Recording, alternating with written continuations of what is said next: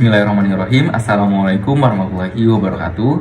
Perkenalkan, saya Ahmad Nasruddin dengan NIM 057. Di video ini saya akan menjelaskan terkait dengan keselamatan dan juga kesehatan kerja di Indonesia.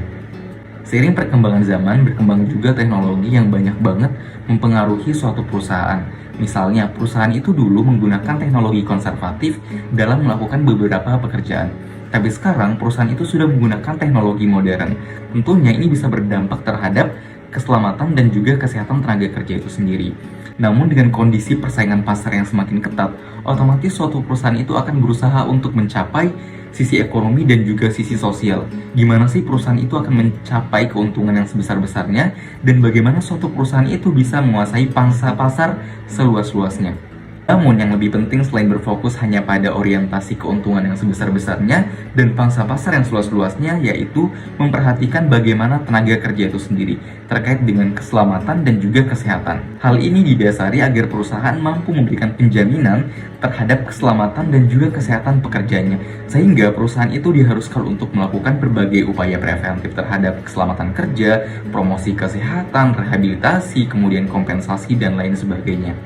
Keselamatan dan kesehatan kerja di dalam Undang-Undang Nomor 13 Tahun 2003 merupakan salah satu hak pekerja yang patut untuk diberikan. Hal ini dikarenakan pekerja itu kan merupakan seseorang yang melakukan suatu pekerjaan. Apabila haknya terkait dengan kesehatan dan juga keselamatan tidak diperhatikan, maka pekerjaannya tidak akan bisa dilakukan dengan optimal. Dan tentunya hal itu ditujukan untuk mencapai atau melindungi keselamatan dari pekerja itu sendiri. Hingga dengan adanya peraturan keselamatan dan juga kecelakaan kerja bisa mencapai beberapa hal. Yang pertama, melindungi pekerja dari resiko kecelakaan kerja. Kedua, meningkatkan derajat pekerja itu sendiri. Ketiga, agar pekerja dan orang-orang di sekitarnya bisa mencapai keselamatan. Dan yang terakhir, agar menjaga produksi dipelihara dan dipergunakan secara aman dan juga berdaya guna. Kesehatan dan keselamatan kerja ini harus dilakukan di berbagai lini pekerjaan dan di berbagai tempat bekerja. Di dalam keselamatan dan juga kesehatan kerja, pengusaha itu mempunyai beberapa kewajiban. Misalnya, yang pertama sejak awal sudah menyampaikan bagaimana cara dan sikap untuk melakukan pekerjaan yang aman. Kedua, pengusaha wajib untuk melakukan tes kesehatan, baik secara mental ataupun juga secara fisik. Ketiga, pengusaha ini wajib untuk menyediakan alat-alat atau pelindung keamanan terhadap pekerja itu sendiri. Kemudian yang keempat, pemilik usaha wajib untuk menempelkan peraturan atau undang-undang terkait dengan keselamatan dan juga kesehatan pekerja itu sendiri. Dan yang terakhir, perusahaan itu harus melaporkan berbagai kejadian yang terjadi di perusahaan itu terkait dengan keselamatan dan juga kesehatan kerja. Namun bukan hanya pengusaha yang mempunyai kewajiban, tetapi pekerja juga mempunyai kewajiban. Seperti yang pertama, menggunakan alat pelindung diri yang diwajibkan di dalam bekerja. Yang kedua, menaati berbagai aturan terkait dengan keselamatan dan juga kesehatan kerja. Dan yang ketiga, harus bersedia apabila dimintai keterangan oleh pengawas K3. Di dalam keselamatan dan kesehatan kerja terdapat beberapa jaminan sosial. Yang pertama, program sosial jaminan kecelakaan kerja.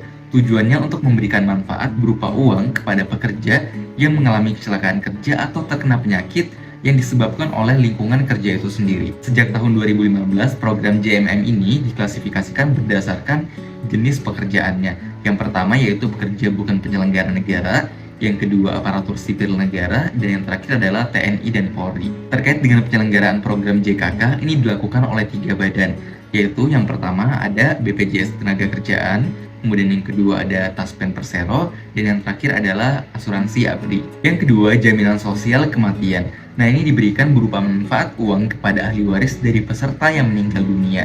Ini bisa berlaku apabila yang pertama, pekerja meninggal dunia diakibatkan karena pekerjaannya atau diakibatkan sakit karena pekerjaannya. Terus yang kedua, bisa juga dikarenakan pekerja ini meninggal bukan karena pekerjaannya itu sendiri. Sehingga dalam dua situasi tersebut, pekerja, ahli warisnya berhak untuk mendapatkan santunan. Yang ketiga, jaminan sosial kesehatan. Tujuannya yaitu untuk memberikan manfaat dan memenuhi kebutuhan dasar terkait dengan kesehatan kepada peserta yang telah membayar iuran ataupun yang iurannya telah dibayarkan oleh pemerintah. Terdapat beberapa rincian terkait dengan kepesertaan jaminan kesehatan. Yang pertama adalah kepesertaan mandiri yang mencakup pekerja penerima upah, pekerja bukan penerima upah, dan yang ketiga bukan pekerja. Yang kedua, peserta penerima bantuan iuran mencakup fakir miskin dan orang tidak mampu yang sudah terdaftar. Yang kedua, fakir miskin dan orang yang tidak mampu yang belum terdaftar. Yang keempat, program jaminan hari tua, yaitu suatu program yang ditujukan kepada pekerja yang mencapai usia pensiun, meninggal dunia, ataupun mengalami cacat total. Untuk mendapatkan manfaat tersebut, seseorang yang bekerja diwajibkan untuk mendaftarkan dirinya pada program JHT kepada BPJS Ketenagakerjaan dengan rincian yang pertama, pekerja penerima upah bukan penyelenggara negara, seperti seseorang yang bekerja pada perusahaan, seseorang yang bekerja pada perseorangan, ataupun orang asing yang bekerja di Indonesia selama 6 bulan. Yang kedua, peserta bukan penerima upah yang meliputi 1. Pemberi kerja, 2. Pekerja di luar hubungan kerja, dan yang ketiga, pekerja mandiri. Yang terakhir, jaminan sosial pensiun. Tujuannya yaitu untuk memberikan manfaat berupa mempertahankan derajat atau kehidupan yang layak bagi pekerja ataupun ahli waris yang telah mencapai usia pensiun, mengalami cacat total, ataupun telah meninggal dunia. Manfaat tersebut diberikan kepada pekerja yang bukan bekerja pada penyelenggara negara yang meliputi 1. Pekerja pada perusahaan, 2. Pekerja pada perseorangan. Dalam hal ini, pemberi kerja wajib untuk mendaftarkan pekerjanya sebagai peserta program jaminan pensiun dengan beberapa ketentuan berikut. Yang pertama, pemberi kerja dengan skala usaha besar. Kedua, pemberi kerja dengan skala usaha menengah. Ketiga, pemberi kerja dengan skala usaha kecil. Dan yang terakhir, pemberi kerja dengan skala usaha mikro. Sekian pemaparan saya terkait dengan keselamatan dan juga kesehatan kerja. Mohon maaf jika terdapat kekurangan di dalam video ini. Saya akhiri, wassalamualaikum warahmatullahi wabarakatuh.